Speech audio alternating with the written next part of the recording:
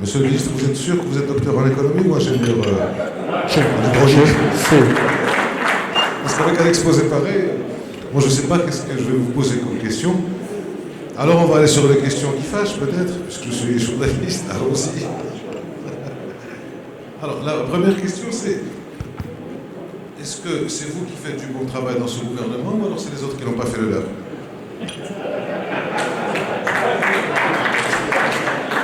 Aujourd'hui, pour être clair, c'est que aujourd'hui il y a eu d'abord, pour être aussi honnête, il y a eu quand même le plan national d'eau potable et d'irrigation qui a été mis en place grâce aux orientations du souverain en 2020 par le précédent gouvernement.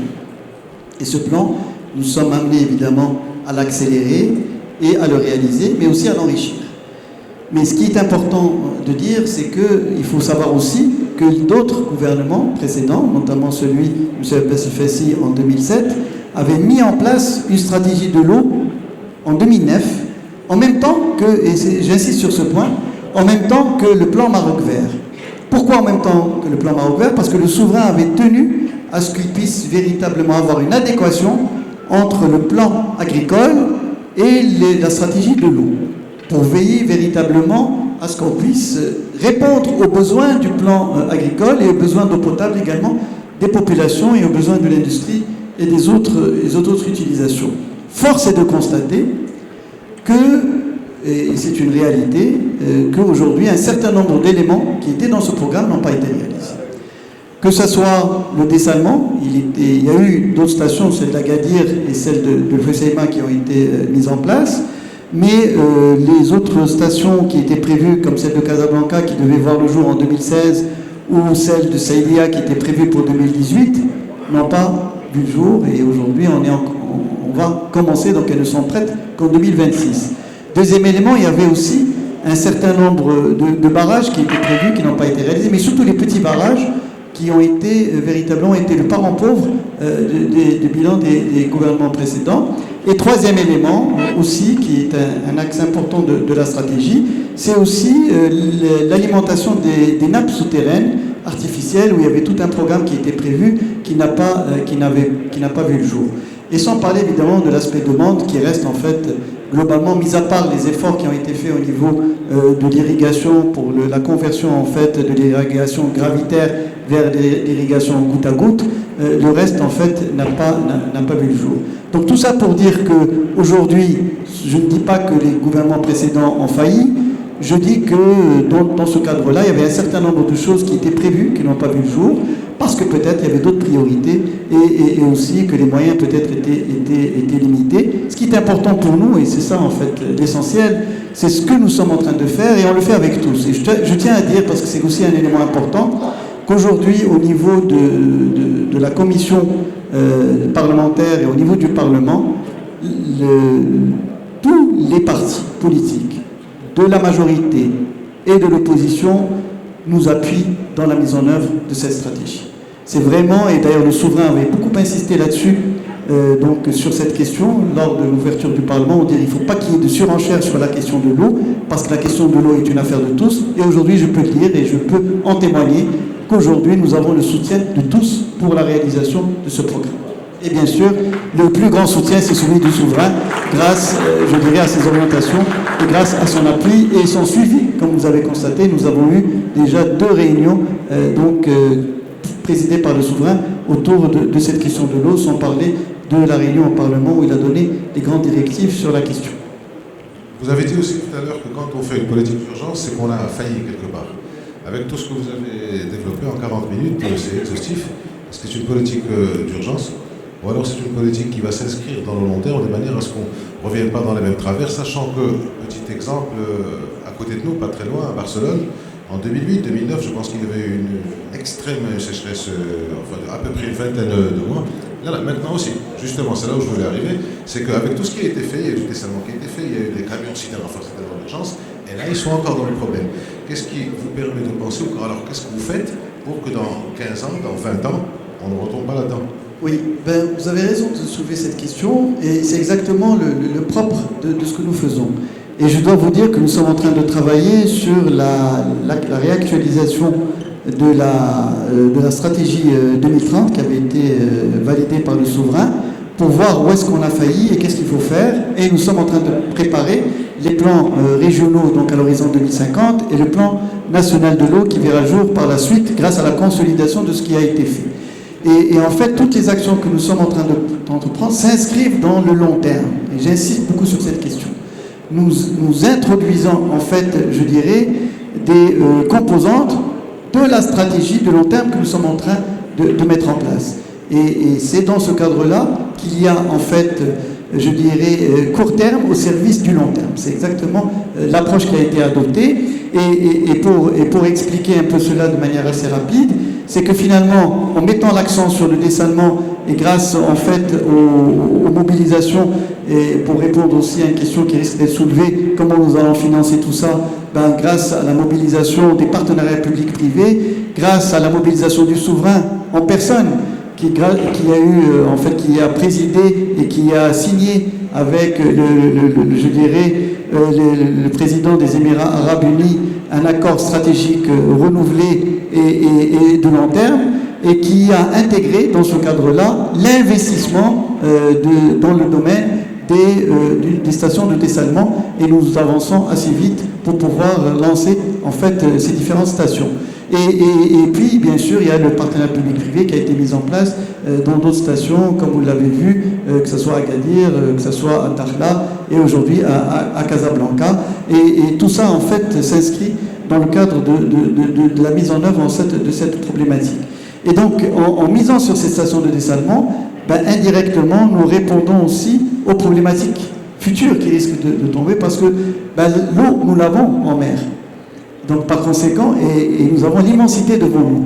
Donc nous avons une éternité de possibilités par rapport à ça, et avec les évolutions technologiques, avec, je dirais, le transfert d'énergie qu'on fera, d'énergie renouvelable, de Dakhla jusqu'à Casablanca. Donc, et comme vous le savez, l'appel d'offres a été lancé par l'ONI, et en mars, nous allons savoir qui va réaliser, dans le cadre du partenariat public-privé, je dirais, ce transfert. Aujourd'hui, nous allons avoir la possibilité d'avoir ces eaux, je dirais, donc renouvelées à moindre coût, et qui pourront aussi, je dirais, cette eau dessalée à moindre coût, et qui va nous permettre de dégager de l'eau supplémentaire pour nos campagnes, pour nos villes intérieures, et pour, je dirais, donc les besoins également de l'agriculture. Donc c'est ça, en fait, cette vision de long terme. Et d'autre part, parce que c'est aussi une question que beaucoup se posent, c'est de dire aujourd'hui, oui, mais pourquoi on continue à faire des barrages? Ça coûte cher, et finalement, il n'y a pas d'eau. Donc, quel est l'intérêt de faire des barrages? Comme vous le savez, quand on parle de changement climatique, nous inscrivons dans une logique de phénomènes extrêmes. Et le Maroc est l'un des pays qui va être le plus touché par le changement climatique, comme tous les rapports qui ont été réalisés au niveau international le montrent. Et dans ces conditions, ça veut dire que nous allons avoir des années très sèches, mais nous allons avoir des années où il y aura beaucoup d'inondations. Vous savez, quand on a des inondations, et quand on a beaucoup d'apports en eau, cela va nous permettre de remplir nos barrages, ce qui est arrivé en 2010, où nous avons eu un taux de remplissage qui est même arrivé à 100%, et qui nous a permis de tenir 4 ans, 5 ans, quel que soit en fait le niveau de pluviométrie. Et c'est ça en fait l'intérêt des barrages, c'est qu'elles permettent de stocker cette eau et d'assurer et de garantir en fait un minimum je dirais, d'eau pour nos populations et pour les besoins de l'agriculture et de l'industrie. Donc c'est un peu les schémas dans lesquels nous inscrivons. Et c'est véritablement cette logique d'optimisation, donc sous contrainte, où on intègre l'aspect, je dirais, mobilisation de l'eau, au conventionnel, au non conventionnel, où on intègre l'aspect également, je dirais, donc, de l'économie de l'eau, et on intègre aussi l'aspect préservation des nappes souterraines. Alors vous avez cité des chiffres, mentionné des chiffres, je voudrais revenir un peu dessus, 150 barrages pour 20 milliards de mètres cubes. Donc, 20 milliards de mètres cubes, si j'ai bien compris, c'est une année de ressources en eau. C'est bien ça? Non, en fait, 20 milliards de mètres cubes, c'est par rapport à nos besoins et par rapport à ce que nous réalisons, si on est véritablement dans les 100%, ça permet de couvrir plus d'une année. Donc, par rapport à ça, et au niveau, tout dépend des régions où est-ce qu'on est. Et donc aujourd'hui, nous pouvons, je vais vous donner un exemple pour bien comprendre. Aujourd'hui, dans la région de Zagora, nous avons eu des apports assez importants qui nous ont permis de couvrir 4 ans de ressources en eau pour cette zone. De la même manière, nous avons eu dernièrement un niveau de pluviométrie de 13 millions de mètres cubes donc au niveau d'Agadir Nord et donc la région de Tarazout, qui nous permet de couvrir 1 année et demie de nos besoins de consommation, puisqu'on consomme 9 millions de mètres cubes par an.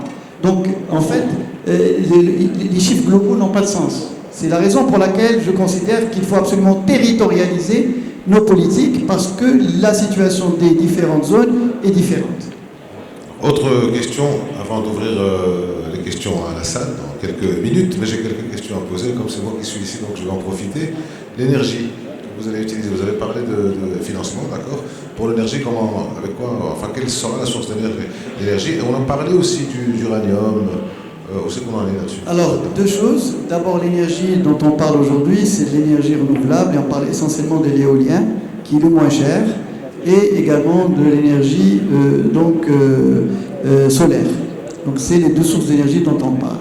Par rapport à l'aspect uranium dont vous avez parlé, nous avons eu aujourd'hui l'agence atomique qui est actuellement au Maroc, et nous avons lancé une étude avec eux pour voir les possibilités qu'il pourrait y avoir à utiliser le nucléaire dans ce cadre-là, mais d'un point de vue ponctuel et au niveau du dessalement de l'eau.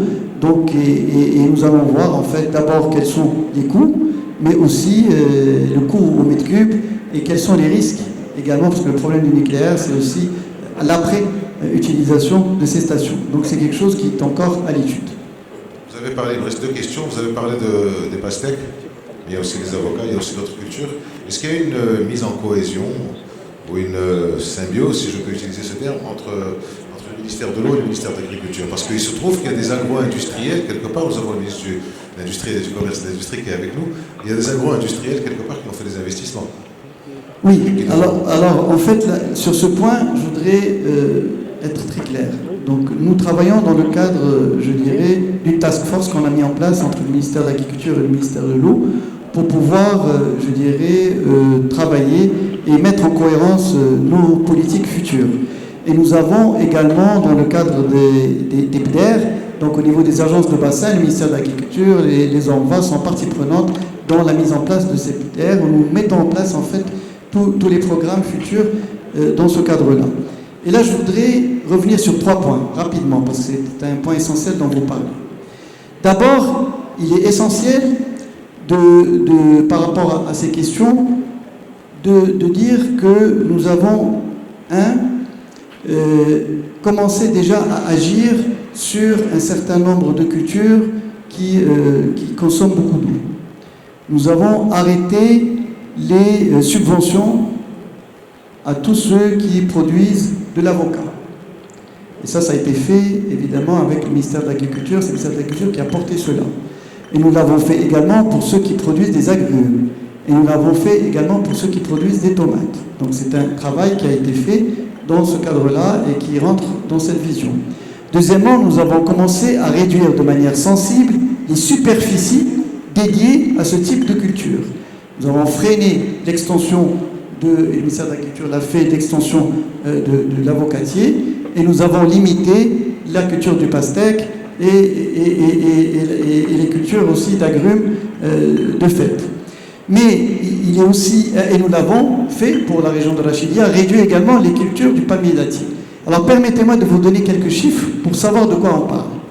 Aujourd'hui, sur la culture, je dirais, des avocats, ça consomme 7500 mètres cubes par hectare.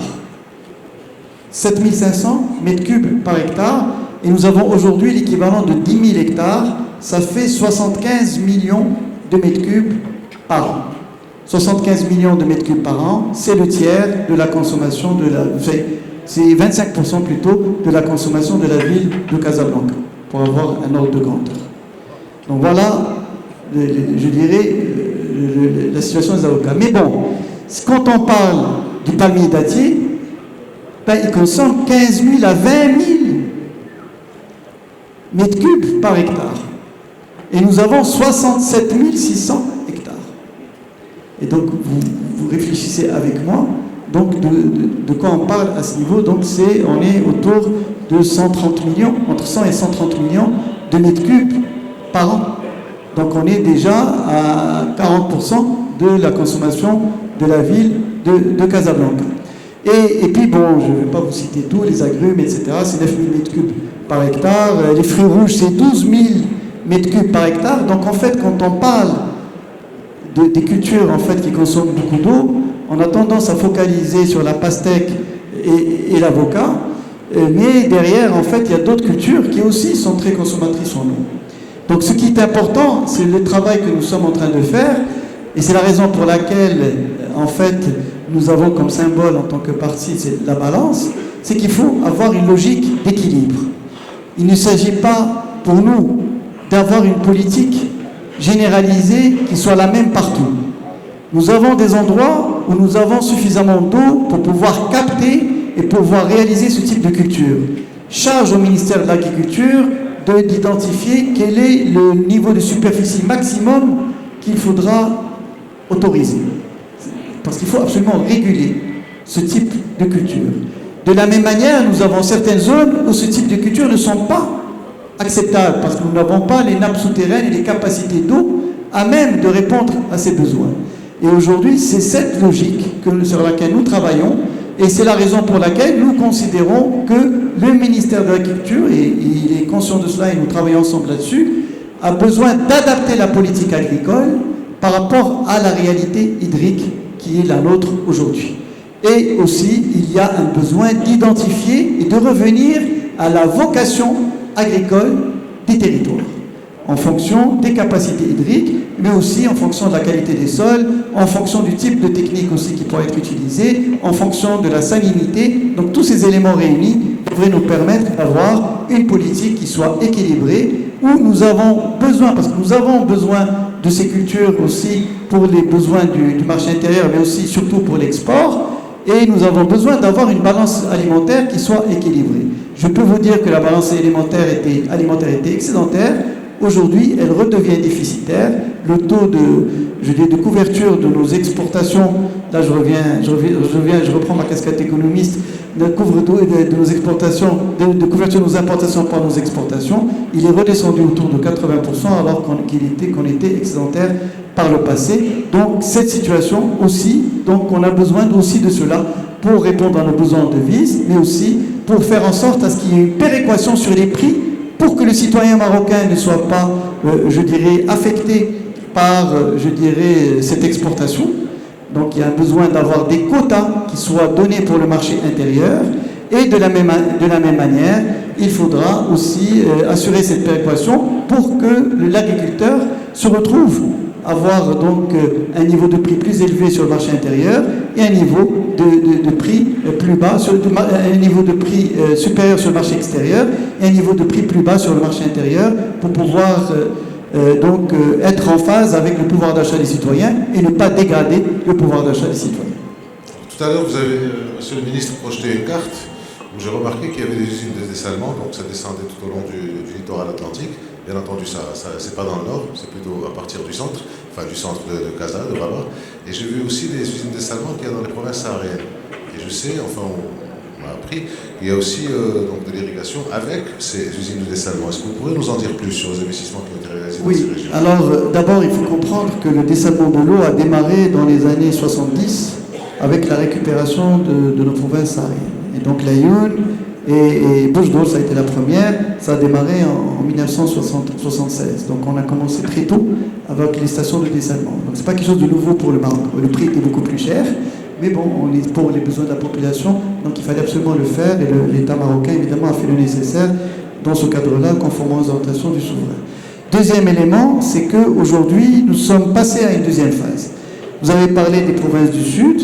Oui, les provinces du Sud, nous allons avoir un certain nombre de stations de dessalement, celle de Tarla aujourd'hui, et donc va nous permettre d'assurer l'irrigation de 5000 hectares pour pouvoir produire en fait un certain nombre de produits agricoles importants grâce à ces stations de dessalement. L'eau potable étant assurée, bien entendu. Oui, mais c'est une station mixte. qui intègre l'eau potable, qui va assurer l'eau potable et qui va assurer également les besoins de l'agriculture. Nous avons également cela à Casablanca. Nous avons prévu l'équivalent sur les 300 millions de mètres cubes, 50 millions de mètres cubes qui vont être dédiés également à l'agriculture. Nous l'avons également à Agadir, c'est déjà le cas, Chtouka et Tbaha, et nous allons avoir une extension de 40 millions de mètres cubes dont l'essentiel va être dédié aux besoins de l'agriculture. Et en fait, et nous allons avoir la même chose à Walidia, pour ceux qui sont de la région. Walidia, il y aura une station dédiée à l'agriculture également pour les superficies irriguées. Et pour faire court, nous allons avoir l'équivalent de 500 millions de mètres cubes grâce aux stations de dessalement qui vont alimenter 100 000 hectares de surface irriguée. Nous avons Nador également. Nous avons prévu 140 millions de mètres cubes pour l'eau potable et 110 millions pour l'ensemble de la région orientale et 110 millions de mètres cubes pour également les surfaces irriguées. Donc encore une fois, nous sommes dans cette logique de nexus aux énergies renouvelables et évidemment sécurité alimentaire. Dernière question, vraiment dernière question, d'ouvrir le débat. Vous avez parlé de sensibilisation, vous avez parlé d'utilisation avec parcimonie ou avec raison de l'eau. Est-ce que quels sont les moyens de votre politique finalement? Comment vous pouvez contrôler ce qui se passe aussi bien au niveau de la consommation urbaine qu'au niveau rural? Des gens qui construisent des puits, on en a déjà parlé de ça d'ailleurs. Quels sont les moyens de votre politique? Comment vous faites? Oui, alors, 3 choses. La première des choses, il faut savoir que nous avons déjà fait un recensement qui a été fait avec le ministère de l'Intérieur suite au drame que nous avons subi avec l'enfant Ryan et qui nous a en fait incité à faire en fait un recensement de l'ensemble des puits. Et malheureusement, nous avons constaté qu'un certain nombre de puits étaient abandonnés et donc il y avait des problèmes de sécurité, des risques majeurs qui étaient posés à ce niveau que nous sommes en train, avec le ministère de l'Intérieur, de boucler. Et le pourcentage est autour de 80% finalement de ces puits qui ne sont pas autorisés. Donc pour vous donner un peu la situation que nous vivons. Donc qu'est-ce que nous sommes en train de faire? Nous allons agir à 2 niveaux. Le premier niveau, c'est que nous avons préparé un décret qui va être donc présenté au Conseil de gouvernement après avoir été étudié au niveau du secrétaire général du gouvernement, qui intègre un point fondamental, c'est que l'ensemble de ces puits pourront être régularisés à condition que ces personnes intègrent des compteurs pour savoir réellement quelle est la quantité d'eau qui est utilisée. Parce que ce qui est important, comme je vous l'ai dit, c'est d'avoir la réalité des nappes souterraines et de cette exploitation de ces nappes pour en faire une programmation qui soit bien claire et bien identifiée. Deuxième élément essentiel, c'est que nous avons changé le mode opératoire. C'est que nous avons intégré un nouveau décret qui a été adopté en Conseil de gouvernement en décembre dernier, où nous avons introduit le statut de celui qui fait les forages, du foreur. Alors le statut du foreur consiste en quoi? C'est que n'importe qui ne peut pas être foreur. Il doit répondre à un certain nombre de conditions. Et donc c'est le ministère qui va donner l'autorisation de devenir foreur. Deuxièmement, tout foreur doit absolument respecter la législation, évidemment. Et donc, pour forer, il doit s'assurer qu'il y a une autorisation de forage. Et s'il fait un forage sans autorisation, c'est lui qui sera poursuivi. Donc, il devient responsable. Troisième élément, il doit aussi introduire et s'assurer des conditions de sécurité de son forage. Demain, s'il y a un enfant qui tombe dans ce forage, et parce qu'il n'a pas mis en place les conditions de sécurité, c'est lui qui sera poursuivi, et ça peut être très grave. Et donc aujourd'hui, nous avons cherché à limiter en fait ce type de situation par rapport à cette problématique future. Et quatrièmement, comme je l'ai dit, avec le travail qui est en train de se faire dans le cadre des contrats de nappe, nous allons aussi imposer la mise en place des compteurs et donc qui nous permettra de connaître la réalité des choses, sans parler du cadastre eau avec la conservation foncière qui va nous donner encore une idée encore plus précise de cette situation. Et pour ne rien vous cacher, aujourd'hui, nos amis de l'Agence de la conservation foncière, il se trouve que nous sommes aussi, en tant que ministère, amenés à gérer les carrières, nous avons mis à notre disposition les drones pour pouvoir connaître la réalité des choses. Et je peux vous dire que les drones nous donnent, je dirais, une situation très précise de ce qui se passe. Merci, Monsieur le Ministre. Donc on ouvre le débat, mais avant, il y a quelque chose sur laquelle je voudrais revenir. Monsieur le Ministre, ici présent, on a parlé plusieurs fois de ces autoroutes de l'eau, que ce soit en discussion comme ça, face-to-face, que ce soit à la télé, que ce soit un peu partout. Et il y a toujours une certaine modestie ou retenue de ce ministre-là quand il part d'un projet qui a pris 8 mois pour relier sur 70 km à peu près 2 bassins qui sont le Boulgrak avec la prévision de le relier aussi et de servir Casa, 6 milliards de dirhams et tout ça avec une ingénierie marocaine, avec tous les travaux d'ingénierie ont été faits, sauf peut-être pour les tuyaux parce qu'on n'avait peut-être pas le temps. Ce que je vous demande simplement, c'est d'applaudir ce travail, cet exploit qui a été fait et qu'on peut être fier de ça. On n'est pas toujours, monsieur le ministre est très humble et modeste, mais non, on va l'applaudir parce que moi personnellement j'étais content de ça et je vois que vous aussi. Alors on ouvre